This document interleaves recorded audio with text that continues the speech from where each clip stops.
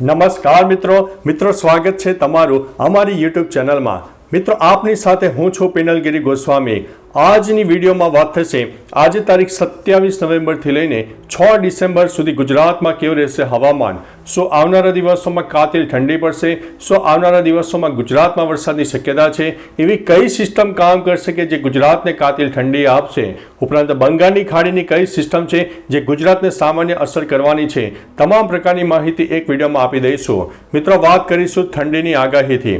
અત્યારે ગુજરાત અને તેની આસપાસના વિસ્તારો ઠંડાગાર બની ચૂક્યા છે। ગુજરાતના નલિયા સહિત મધ્ય ગુજરાતના પણ અનેક ભાગોમાં ન્યૂનતમ તાપમાન 15 ડિગ્રી કરતાં પણ નીચે જોવા મળી રહ્યું છે। આગામી 48 કલાક બાદ હજુ પણ તાપમાન નીચું જાય તેવી શક્યતા છે। અનેક વિસ્તારમાં 13 અથવા તો 14 ડિગ્રી કરતાં પણ નીચે ન્યૂનતમ તાપમાન પહોંચી જાય અને ભયંકર ઠંડીનો માહોલ સર્જાશે। બીજી તરફ ઠંડીની સાથે સાથે ગાઢ ધુમ્મસ અને ઝાકળ વર્ષાનું પણ પ્રમાણ જોવા મળશે, એટલે હાઈવે ઉપર થોડું સાચવીને મિત્રો વાહન ચલાવજો। હવે વાત કરીએ તો એક પછી એક વેસ્ટર્ન ડિસ્ટર્બન્સ સક્રિય થઈ રહ્યા છે, જેના ભાગરૂપે થઈને ગુજરાતમાં એક ઠંડીનો માહોલ આવનારા દિવસોમાં સર્જાશે। પરંતુ મિત્રો અગત્યની વાત એ છે કે ગુજરાતમાં ઠંડીના માહોલ સાથે પ્રદૂષણનું પ્રમાણ પણ વધારે જોવા મળશે, જેમાં એર ક્વોલિટી ઇન્ડેક્સ 120થી લઈને 230 સુધી પહોંચી જાય તેવી સંભાવના છે, એટલે હવા પણ પ્રદૂષિત થાય તેવી સંભાવના હાલ દેખાઈ રહી છે। હવે મિત્રો વાત કરીશું બંગાળની ખાડીની એવી કઈ સિસ્ટમ છે જે દક્ષિણ ભારતને અસર કરવાની છે। બંગાળની ખાડીમાં સર્જાયેલી એક વરસાદની મોટી સિસ્ટમ છે જે કહી શકાય કે 6 ડિસેમ્બર સુધી તેની શક્યતા દેખાઈ રહી છે અને ત્યાં 6 ડિસેમ્બર સુધી તેનું એક આબોહવા છે, એક વરસાદી વાતાવરણ જોવા મળશે અને 6 ડિસેમ્બર સુધીમાં દક્ષિણ ભારત સહિત દક્ષિણ પૂર્વ ભારતના પણ અનેક ભાગોમાં છૂટાછવાયા વરસાદ, તો ક્યાંક 1 અથવા તો 2 ઇંચ કરતાં પણ વધારે વરસાદ થાય તેવી સંભાવના છે। આ જે સિસ્ટમ છે બંગાળની ખાડી ઉપરાંત દક્ષિણ ભારતના અનેક ભાગોને છેક 6 ડિસેમ્બર સુધી તે ત્યાં સ્થગિત રહે તેવી શક્યતા છે અને એક ગોકળ ગાયની ગતિએ આગળ વધશે તેવી પણ સંભાવના છે।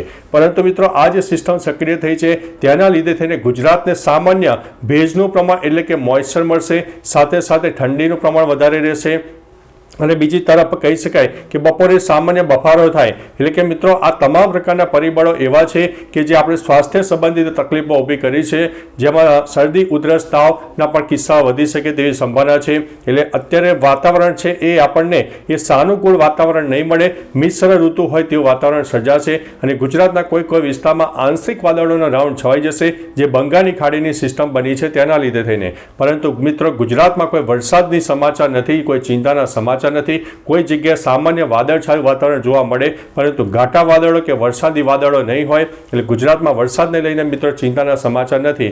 એકંદરે ટૂંકુને ટચ જણાવીએ તો ગુજરાતમાં ઠંડીનો માહોલ હજુ પણ વધારે સર્જાશે, પ્રદૂષણનું પણ પ્રમાણ વધારે સર્જાશે, એટલે મિત્રો સાવચેત રહેજો, એલર્ટ રહેજો। બીજી તરફ મિત્રો અમે જ્યારે કહી શકાય કે ગ્રામ્ય વિસ્તારમાં જતા હોય છે ત્યારે અનેક પશુપાલકો છે તે પોતાના પશુઓનું હજુ પણ ધ્યાન આપતા નથી, જેમાં ઘણા પશુઓ તો ઠંડીમાં એટલા બધા ધ્રુજી રહ્યા છે અને તેની આસપાસ કોઈ હૂંફાળું વાતાવરણ પણ ઊભું થયું નથી। એટલે મિત્રો મારે એવા મિત્રોને વિનંતી કરવી છે કે તમારા ઢોર ઢાંખર હોય, પશુ હોય, તેની આસપાસ કંતાન બાંધો, તાડપત્રી બાંધો, એ તમામ પ્રકારની વ્યવસ્થા કરી આપો, જેથી પશુઓને હૂંફાળું વાતાવરણ મળે અને પશુઓ ઠંડી સામે રક્ષણ મેળવી શકે। કારણ કે પશુ એક આવકનું સાધન છે અને એક જીવ પણ છે, એટલે બંને વસ્તુને ધ્યાનમાં રાખતા પશુપાલકોને અમારા ચેનલ વતી આ ખાસ વિનંતી છે, કારણ કે હજી પણ ઠંડીનો પારો આપણને કહી શકાય કે તે વધી શકે તેવી સંભાવના છે। એટલે મિત્રો થોડા સાવચેત રહેજો, એલર્ટ રહેજો। બાકી મિત્રો તમારા વિસ્તારમાં કેવું વાતાવરણ છે? ઠંડી હોય, ગરમી હોય, ધુમ્મસ હોય, ઝાકળ વર્ષા હોય અથવા તો વાદળછાયું વાતાવરણ હોય, તમામ પ્રકારની માહિતી આપી દેજો। સાથે સાથે મિત્રો ગુજરાતમાં પવનનું પ્રમાણ પણ ધીમે ધીમે વધવાનું છે, એટલે કે બર્ફીલા પવનો ગુજરાતને મળશે અને ભયંકર ઠંડીનો માહોલ પણ સર્જાશે અને ખાસ પવનને કારણે ઠંડી આપણને વધારે લાગી શકે છે। ગુજરાતના અનેક ભાગોમાં પવનનું પ્રમાણ 10થી લઈને 20 કિલોમીટર પ્રતિ કલાકની ઝડપે જોવા મળી શકે છે। તો ચાલો મિત્રો ફરીથી હવામાનની લેટેસ્ટ માહિતી લઈને મળતા રહીશું, ત્યાં સુધી અમને રજા આપશો। નમસ્તે।